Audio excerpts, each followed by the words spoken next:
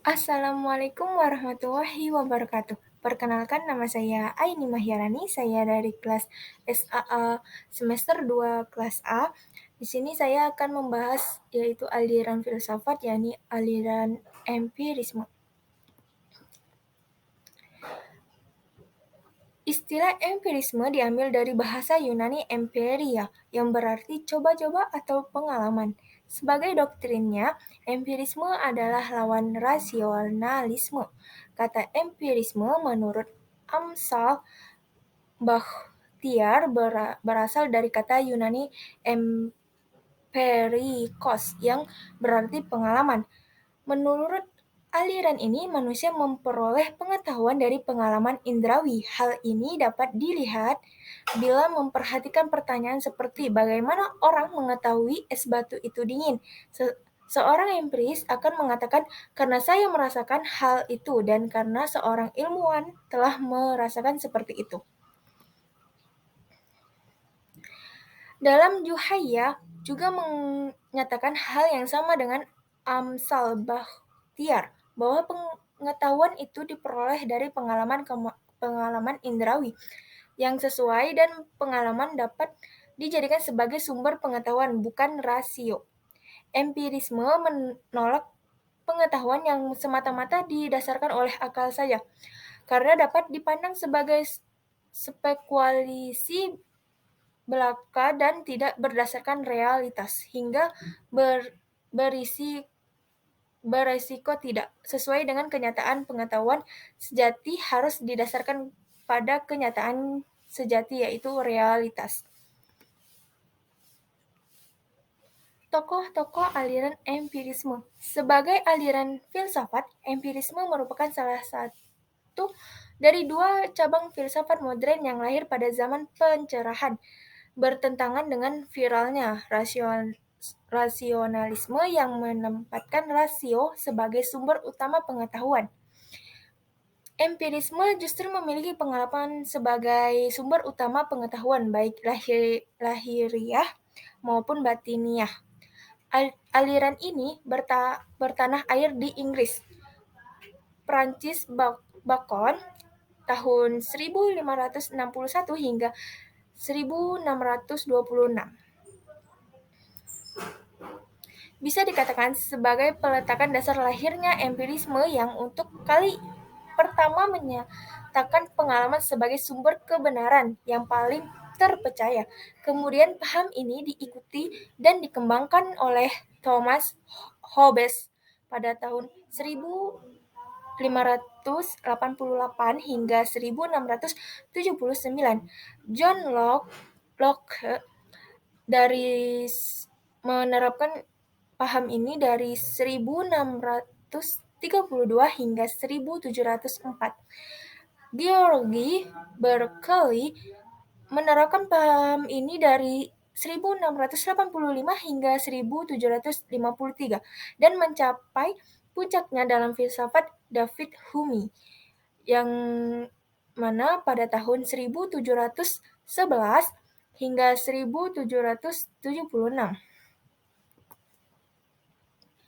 Terdapat yang tokoh aliran filsafat ini, yang pertama yaitu Francis Bacon dari 1561 hingga 1626 Masehi.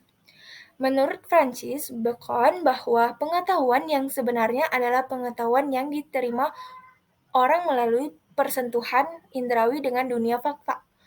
Yang kedua, terdapat tokoh yakni Thomas Hobbes pada 1588 hingga 1679 Masehi. Pendapatnya tentang ilmu filsafat yaitu suatu ilmu pengetahuan yang sifatnya umum, karena filsafat adalah suatu ilmu pengetahuan tentang akibat-akibat atau tentang gejala-gejala yang diperoleh dari sebab-sebabnya. Sasaran filsafat adalah fakta, yaitu untuk mencapai sebab-sebabnya.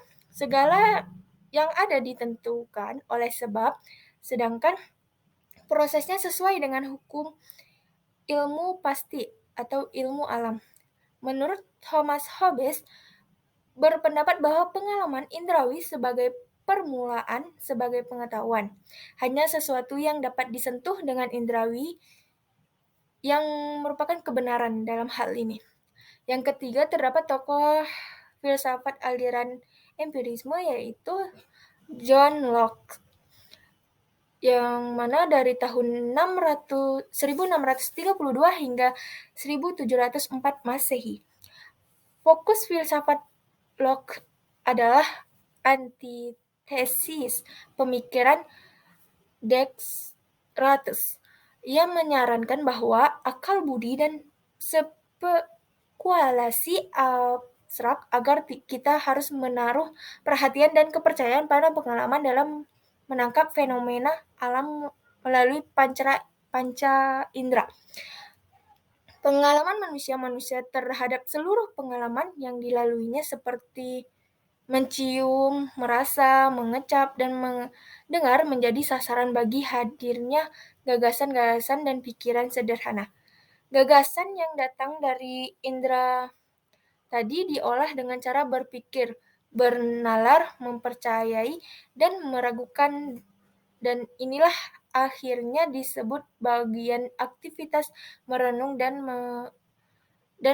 perenungan. Yang keempat, yakni terdapat George Berkeley dimulai dari tahun 1685 hingga 1753. Pandangan Berkeley ini sekilas seperti rasionalisme karena memutrakan subjek. Jika diperhatikan